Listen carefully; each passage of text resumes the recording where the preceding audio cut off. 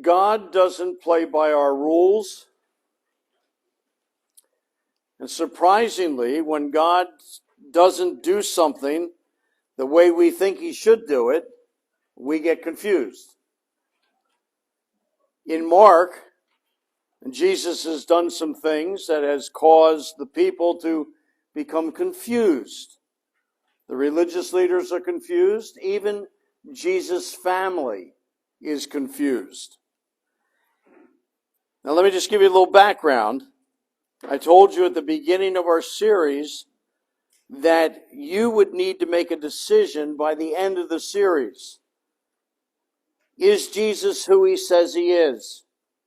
If he is God, if he is Lord, if he is Messiah, then we need to go all in. If he isn't who he says he is, then we need to just walk away and never invite him to be part of our life at all. Some of the religious leaders have already made their mind up that Jesus is not the Son of God, he is not the Son of Man, he is not the Messiah, and they're plotting to kill him. Everything in Mark leads to that decision. Is he God or is he not? Is he the Messiah or is he not the Messiah? We pick up the story, chapter 3, verse 20 to 35. Then Jesus entered a house, and again a crowd gathered, so that he and his disciples were not able to eat. When his family heard about this, they went to take charge of him, for they said he is out of his mind. But just stop there for a second. His family heard what he was doing, and they think that he's lost his mind. So they leave Nazareth, so they make a journey to Jerusalem, and their intent is to bring him back home. Verse 22. And the teachers of the law who came down from Jerusalem said, he is possessed by Beelzebub, by the prince of demons. He's driving out demons. We stop there for a second. The religious leaders think he's possessed by a demon. Not just any demon, but the prince of demons. And Jesus calls them over, and he says to them, verse 23 and following, so Jesus calls them over to him and begins to speak to them in parables. How can Satan drive out Satan? If a kingdom is divided against itself, the kingdom cannot stand. If a house is divided against itself, the house cannot stand. If Satan opposes himself and is divided, he cannot stand. His end is come. In fact, no one can enter a strong man's house without first tying him up. Then he can plunder the strong man's house. Truly, I tell you, people can be forgiven all their sins and every slander they uttered. But whoever blasphemes against the Holy Spirit will never be forgiven. They are guilty of an eternal sin. So why did he say that? Listen to verse 30. He said this because they were saying that he has an impure spirit. Verse 31. Then Jesus' mother and brother arrived. Standing outside, they sent someone in to call him. A crowd was sitting around him, and they told him, your mother and brothers are outside looking for you. Who is my mother and my brothers? He asked. Then he looked at those seated in a circle around him and said, here are my mother and my brothers. Whoever does God's will is my brother and sister and mother. Okay, now remember the whole theme of Mark is you're going to have to make a decision who you're going to follow Jesus or not. The tension is growing. Jesus is basically saying, are you with me or are you against me? Jesus says, and I don't care if you call yourself a son or a daughter of Abraham. I don't care if you're my flesh or blood. My true family is made up of people who do the will of my Father. Are you for me? Or are you against me? Now, having said that, I want to spend the remainder of our time asking the question, what happens when God doesn't make sense? What happens when God's plan doesn't make sense? But before we get into that, let me just get you to focus on something. No matter how long you have walked with the Lord, no matter how mature you are in your faith, you will have times when God doesn't make sense. When he doesn't do what you think he should do. I want you to think, Mary, the mother of Jesus, she had an angel come to her and say to her, you're going to give birth to the Son of God. She experienced a miraculous conception. She experienced what we call the virgin birth. And here she is with her family thinking that Jesus has lost his mind. Think of John the Baptist. He baptized Jesus. He was there when the heavens opened, when the Spirit of God descended on Jesus like a dove. He heard a voice from heaven say, this is my beloved Son in whom I'm well pleased. Yet in Matthew 11, he is in prison, and he sends his disciples to Jesus, and they ask him, are you the Messiah, or should we be looking for someone else? Jesus wasn't really doing what John the Baptist thought he should be doing, and he was confused. In every one of our lives, we're going to encounter times when God doesn't make sense. So this is what we need to remember. Point number 1, I must not forget, he is God, and I am not. Isaiah 55, 8 and 9. For my thoughts are not your thoughts, neither are your ways my ways, declares the Lord. As the heavens are higher than the earth, so are my ways higher than your ways, and my thoughts than your thoughts. I want you to remember an Old Testament character by the name of Job.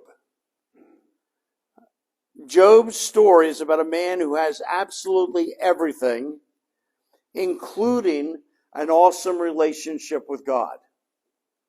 Job chapter 1 verse 1 starts off with this. In the land of Uz, there was a man whose name was Job. This man was blameless and upright. He feared God and shunned evil. Now that's a man of God. And all of a sudden, through a series of events, he loses everything. He lost his wealth. He lost his cattle. He lost his herds. He lost his camels. He lost all 10 of his children. He lost his houses. And ultimately, he lost his health. Then he had 3 friends come to help him make sense out of that. And they kept telling him, hey, the reason this has happened is you've done something wrong in your life, so you got to find out what you did wrong. Job defends himself. At the end of the book, God shows up. And God begins to talk to Job and challenge Job because God knows Job doesn't understand. Why would God allow this to happen to him? Now, God never tells Job why he let it happen. But he lets Job know that he's God and that his purposes are beyond anything Job could imagine. Job listens and Job humbles himself before the Lord. And listen to what Job says in Job 42, verses 1 to 5. Then Job replied to the Lord, I know that you can do all things. No purpose of yours can be thwarted. You asked, who is this that obscures my plans without knowledge? Surely I spoke things I didn't understand, things too wonderful for me to know. You said, listen now, I will speak, I will question you, and you will answer me. Here's Job's response. My ears had heard of you, but now my eyes have seen you. Otherwise, now I have more understanding of who you are, even though I don't understand what you did and why you did it. Job was frustrated because he didn't understand what was going on in his life. But after his encounter with God, Job had a better understanding of God, not the situation. God is God. He isn't. Or he wasn't. Now somebody's going to say, yeah, but I know the end of the story. Job got 2 times as much as he ever had. Let me just ask you a question. If you're a man who has everything, why do you need 2 times as much? It was nothing about Job getting twice as much. It was about God having a purpose in Job's suffering. Point number 2. God's plan is always the best plan. As I've said in the past, God is not a cosmic consultant. He doesn't consult. He doesn't give suggestions. He simply says, this is what I want you to do. This is what's going to be done. I want you to listen to 1 Corinthians 10:13. No temptation has overtaken you except what is common to mankind. And God is faithful.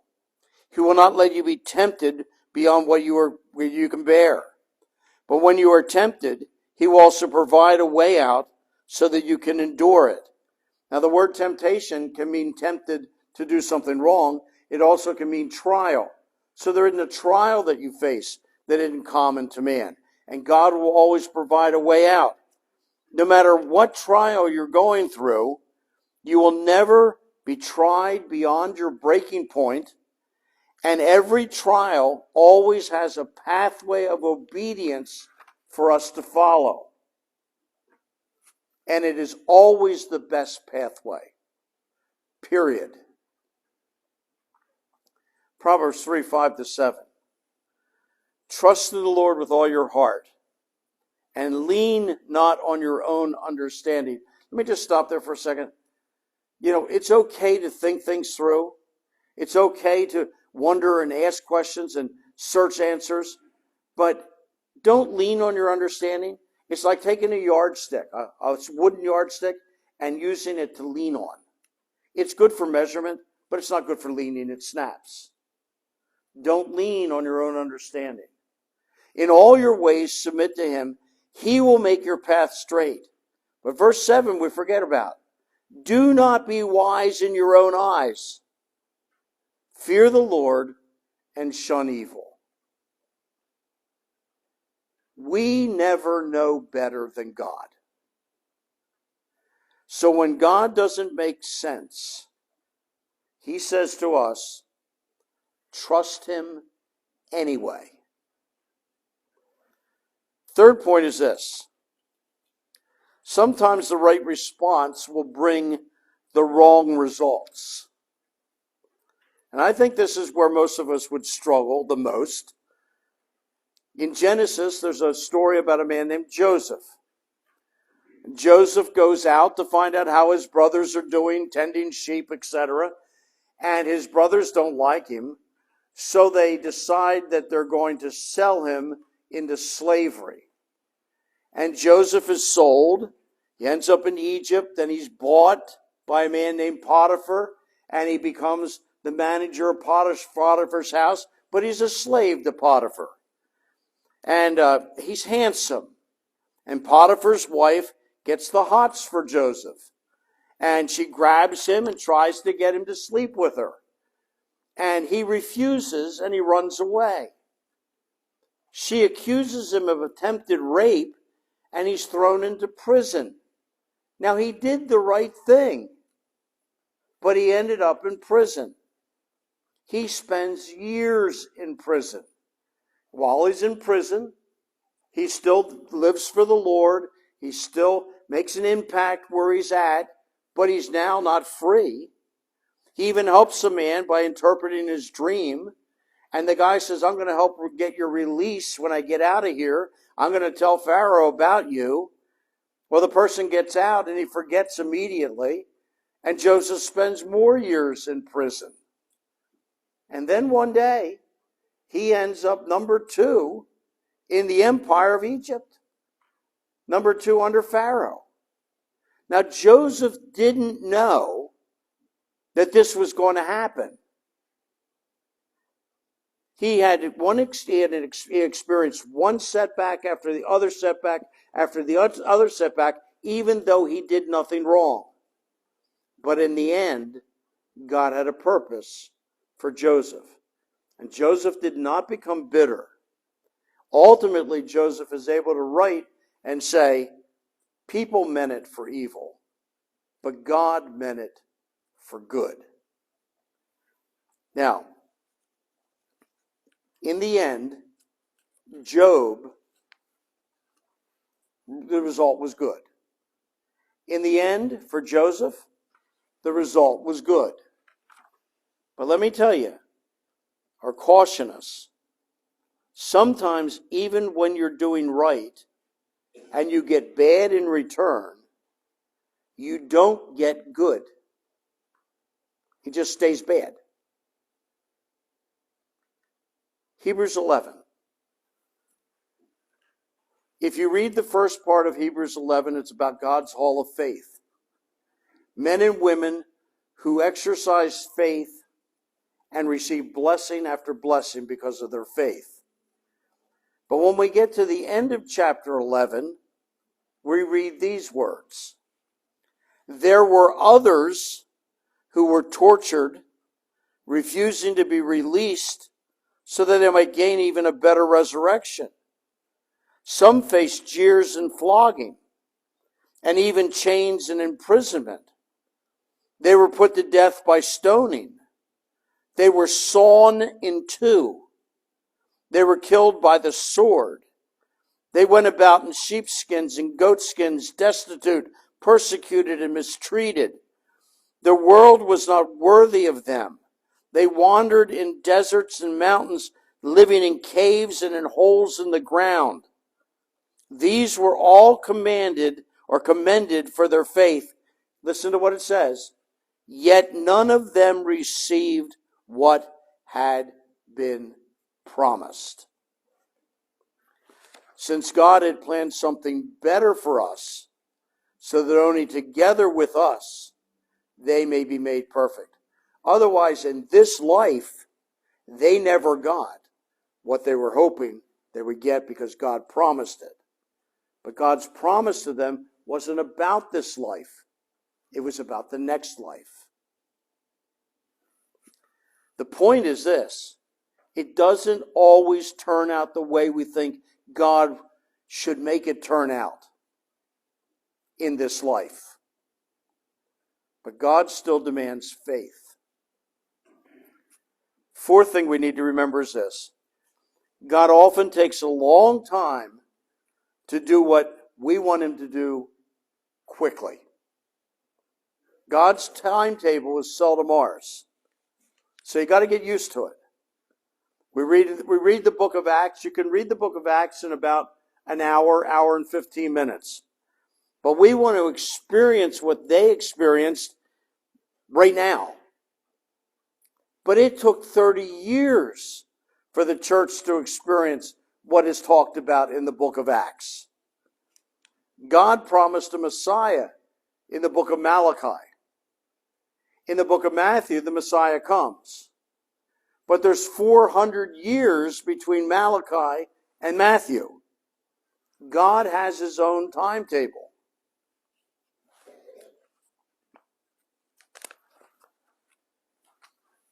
God promised he's going to return to the earth and establish his kingdom. But that was 2,000 years ago he said that. He's not in a hurry. He has his own timetable. Listen to 2 Peter chapter 3. But do not forget this one thing, dear friends. With the Lord, a day is like 1,000 years, and 1,000 years are like a day. The Lord is not slow in keeping his promise, as some understand slowness.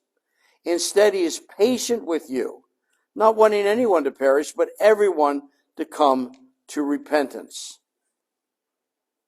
God doesn't run by our time schedule. We just need to remember that. But here's the fifth point. In the end, we win, guaranteed.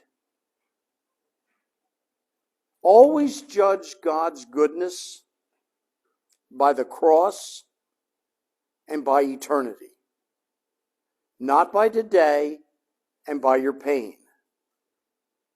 Listen to 2 Corinthians chapter 4. Paul is speaking about the things he suffered in this life. For our light and momentary troubles are achieving for us an eternal glory that far outweighs them all. But if you listen to 2 Corinthians chapter 11, you listen to what he calls light and momentary afflictions. 5 times I received from the Jews 40 lashes minus 1. 3 times I was beaten with rods. Once I was pelted with stones. 3 times I was shipwrecked. I spent a night and a day in the open sea. I have been constantly on the move. I've been in danger from rivers, in dangers from bandits, in danger from my fellow Jews, in danger from Gentiles, in danger in the city, in danger in the country, in danger at sea, and in danger from false believers. I have labored and toiled and often gone without sleep. I've known hunger and thirst and have often gone without food. I have been cold and naked. Beside everything else, I face daily the pressure of my concern for all the churches. Paul calls those things light and momentary afflictions. But they can't be compared to the glory that awaits us in heaven. God is always at work. Whether you see him or not, he's always at work. You got to let God be God. You got to let Jesus be Jesus. But I want to let you know, some of us will have an easy road, and some of us will have a really rough road.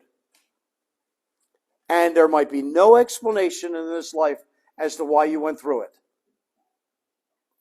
But 100 years from now, none of us in this room, if we have a relationship with Christ, will ever look back and say, oh, I'm so bummed out that I had to walk the road God had in store for me. In heaven, we win. Guaranteed. Heaven is our eternal home, and the things of life are remembered no more. Now, how good is God? Look at the cross. How good is God? Look at what he has planned for us in eternity.